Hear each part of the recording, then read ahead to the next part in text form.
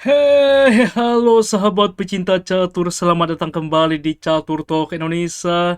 Dan lagi-lagi teman-teman, kita akan menunjukkan bagaimana permainan yang sangat-sangat menarik dari tim India teman-teman saat menghadapi tim Azerbaijan pada Chess Olimpiade. Arjun Ergesi berhadapan dengan Rauf Mamedov.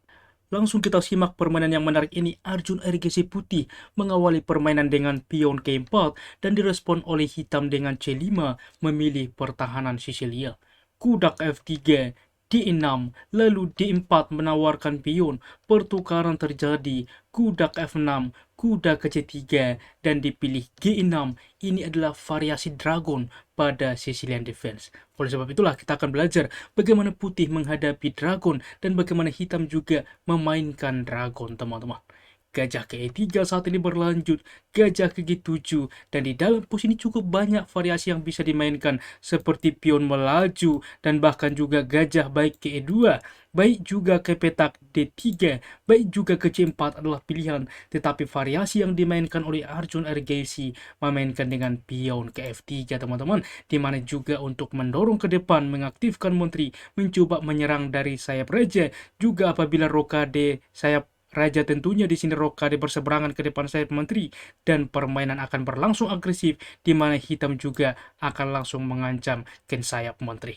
Oke, kuda ke C6 berlanjut dan ini akan kita saksikan. Menteri ke D2 terlebih dahulu mempersiapkan rokade ke depan. Rokade juga betul saja dari hitam memberikan signal berani nggak melakukan rokade sayap menteri.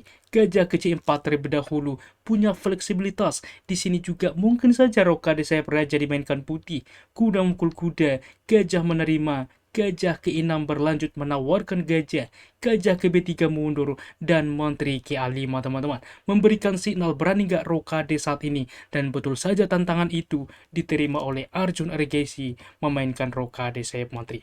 Walaupun sebelumnya dengan indikasi menteri apabila dilakukan rokade sayap raja teman-teman, tentunya inilah dipancing karena simplifikasi bisa terjadi kuda bergerak menawarkan gajah, lalu benteng aktif begitupun dengan hitam counter attack dan ini pun tentunya masih sebanding.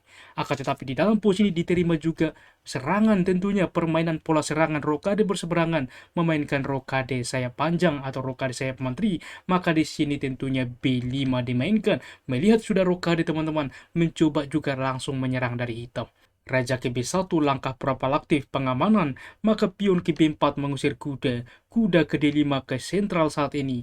Gajah memukul kuda simplifikasi. Di sini tidak gajah menerima dibuat tetapi pion teman-teman. Walaupun menutup ke depan juga gajah, tetapi intinya menghalangi menteri ke depan, menguasai leluasa di baris kelima. Menteri ke B5 berlanjut saat ini ditawarkan menuju endgame menteri ke D3 oleh Arjun Ergesi. Dan saat ini pun hitam menyepakati mari menuju endgame. Ya, menteri memukul menteri, benteng menerima, membawa benteng ke C8, menguasai file semi terbuka. Benteng ke E1 tentunya mengancam pion, maka benteng ke C7 mensupport, kemungkinan juga ke depan dapat menumpuk benteng sewaktu-waktu di file C. C3 dimainkan menawarkan, maka A5 saat ini diterima pertukaran teman-teman, membiarkan juga bahwa saat ini hitam menguasai file terbuka. Langkah inisiatif yang coba dimainkan Arjun Ergesi, ia menyerang sayap raja saat ini dengan Q4. Benteng ke C8 dilanjutkan menumpuk karena apa? Ini tidak bisa berpindah teman-teman. Benteng ke D1 dimainkan langsung mundur supaya ini ke depan dapat berpindah memantau pion. Karena seperti apabila langkah sembarang diambil, misalkan H4 saja misalkan, maka langkah pancingan bisa dimainkan kuda ke D7 terlihat menghalangi memancing apabila putih bersemangat menerima, jelas meninggalkan baris ke-1 skakmat. Oke, oleh sebab itulah di sini benteng ke D1 langsung mundur terlebih dahulu berjaga-jaga. Gajah ke H6 menambah juga tekanan terhadap petak C1. H4 baru saat ini memforking ke depan sehingga gajah ke F4 melepaskan. Gajah ke B6 saat ini mengancam benteng. Benteng ke B7. Gajah ke E3 menawarkan gajah. Lagi-lagi simplifikasi terjadi. Benteng menerima. Dan kita lihat teman-teman bagaimana persaingan gajah dan kuda ke depan. Bagaimana melanjutkan supaya juga benteng dapat berpindah dari baris ke-7. Raja ke F8 dimainkan hitam menjaga simpel pion E7. Gajah keempat dilanjutkan putih, manuver ke depan mengancam benteng, menutup juga file C.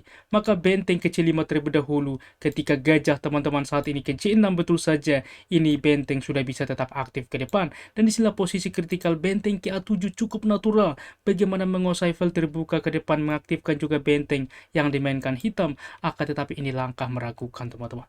Sebelumnya bahwa benteng ke B6 adalah pilihan, tetap menekan gajah ke depan. Semisal benteng ke E1 mengancam pion, E5 bisa dimainkan, dan benteng wajib mensupport, karena apabila N pasan meninggalkan gajah, kita lihat teman-teman, walaupun ada skak saat ini raja berpindah, dan benteng di baris ke1 dia bisa berpindah, karena tetap ada skakma. Akan tetapi yang jadi pembeda ketika dimainkan oleh hitam dengan benteng ke A7, maka apa balasannya teman-teman? G5 saat ini, kuda ke D7, benteng ke D4 mengancam pion saat ini, dan tidak ada lagi skakma teman-teman, karena benteng tidak ada lagi dari file C saat ini untuk ditumpuk. Kuda ke B6 mengancam pion, benteng ke B3 menekan, E5 saat ini tidak mungkin N pasan karena gajah tumbang, maka benteng menerima pion menekan kuda, kuda menerima pion menekan benteng, benteng melakukan skak, raja ke G7, gajah memukul kuda, pertukaran, dan benteng ke B3. Kita lihat teman-teman, menawarkan simplifikasi karena keunggulan pion di sayap menteri ke depan yang siap untuk promosi. Benteng memukul benteng, pertukaran, benteng ke D4 saat ini lagi-lagi mengancam juga teman-teman. Tidak mungkin saat ini pion A4 karena dimakan saja, terlebih dahulu B4 dimainkan, supaya selanjutnya dapat A4 karena pion ini sudah menghalangi. Maka benteng lagi-lagi menerima pion, A4 fokus juga untuk promosi, H5 saat ini, maka N pasan dimainkan teman-teman skak, benteng menerima, dan langkah terbaik A5. Walaupun saat ini serba salah yang dimainkan, opsi terbaik juga dibalas oleh hitam benteng ke H3, maka A6 dimainkan teman-teman, benteng menerima pion, benteng ke B5 saat ini. Apa yang wajib dimainkan? Idenya apa? Di sini E4, karena apabila dicoba benteng ke A3, maka benteng ke A5. Inilah tujuan benteng teman-teman, untuk ke depan menghalangi dan pion tak terhentikan promosi. Dilakukan skak, maka tentu saja saat ini pion juga A7, satu petak lagi untuk promosi teman-teman. Kita kembali di dalam posisi ini, tentunya dimainkan E4 masih dicoba, maka berlanjut A7, satu petak lagi, E3, maka di sini setelah raja ke C2 menghentikan pion ke depan, di sini juga hitam Grandmaster Rauf Mamedov menyerah teman-teman. Karena apa? Dilakukan skak, raja mendekat, E2 skak, raja ke E1 menghentikan pion mengancam benteng. Setelah benteng berpindah, maka tentu saja pion promosi cukup mudah ke depan bagi putih memenangkan permainan. Sangat-sangat menarik bagaimana juga permainan terjadi, bagaimana performa pemain India teman-teman pada turnamen chess Olimpiade, sehingga mereka baik kategori putri maupun kategori terbuka mendapatkan medali emas. Berikut tingkat akurasi dari game ini. Kita lihat teman-teman bagaimana tingginya tingkat akurasi. Arjun Agassi 98%, hanya 2% terpantau dari sempurna 100 teman-teman. Dan Rauf Mamedov 93,3%. Kita lihat bagaimana kesalahan pada endgame, di mana juga kedua pemain memiliki akurasi sangat tinggi di atas 90%. Demikian ulasan catur menarik hari ini. Jika suka teman-teman, jangan ragu pencet like. Semoga kita dapat mengambil pelajaran dari partai ini di dalam menginspirasi bermain catur selanjutnya. Catur Yes Indonesia Jaya, keep sharing and keep loving. Bye-bye.